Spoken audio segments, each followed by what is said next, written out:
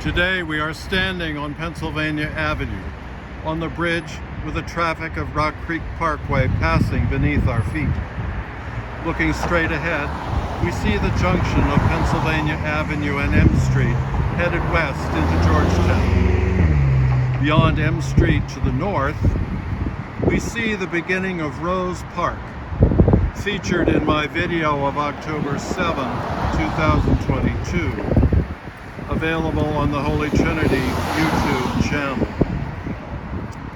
Then, on the south side of Pennsylvania Avenue, we see the red brick building that is the Four Seasons Hotel, where a one-bedroom suite with one king-size bed costs almost $3,500 per night.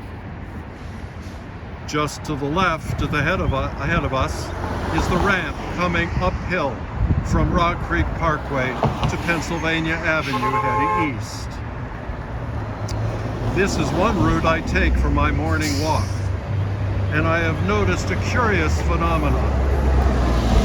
In the crook of the ramp is a space, sometimes empty, sometimes partially filled, as you see now, sometimes entirely filled with grocery carts, filled with I don't know what, covered by white blankets and sheets, as it was a week ago.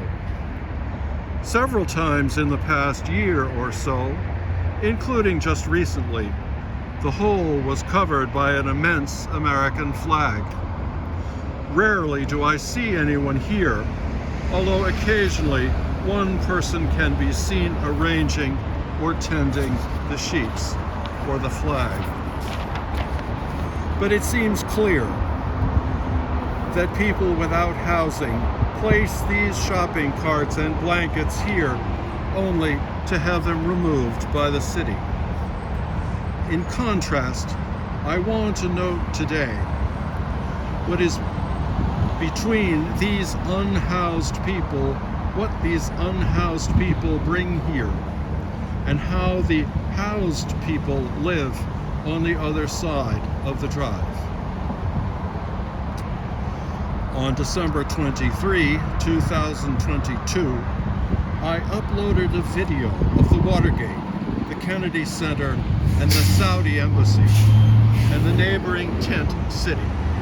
And I posed the question, where would Jesus be born? Today's reflection, based on today's readings, might be Jesus' statement to the disciples. Unless your righteousness surpasses that of the scribes and Pharisees, you will not enter the kingdom of heaven. We know that the righteousness of the scribes and the Pharisees set a pretty low bar. What might we say of those staying at the Four Seasons? Our first reading, like much of the Hebrew and Christian scriptures, makes too simple a distinction between wicked people and virtuous people. We are all an amalgam of both. And yet, the pattern of our choices, based on the pattern of our values, tends to move us more toward one side or the other. Even so, it is too simple to blame those staying at the Four Seasons for the plight of those without homes. At the same time, today's psalm says, "If you, O Lord, mark our iniquities, who can stand?" We as a country stand convicted for allowing so many people to remain without homes, especially military veterans and those with mental illnesses. Those at the Four Seasons represent a stratum of society with far greater influence than I have, and so bear more of the responsibility. Perhaps those of us who live or work or worship in Georgetown do too.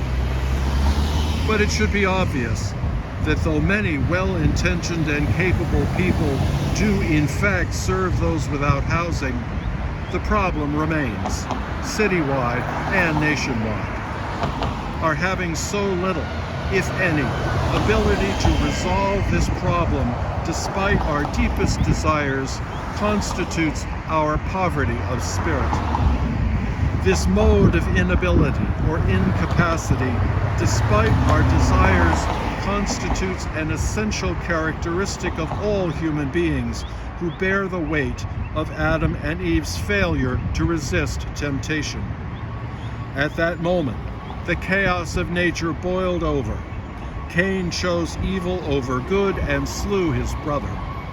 And human beings have been antagonistic to one another since then.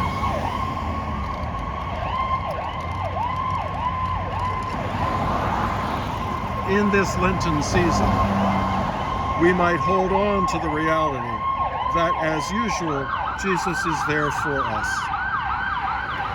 Blessed are the poor in spirit, he says at the beginning of the Sermon on the Mount.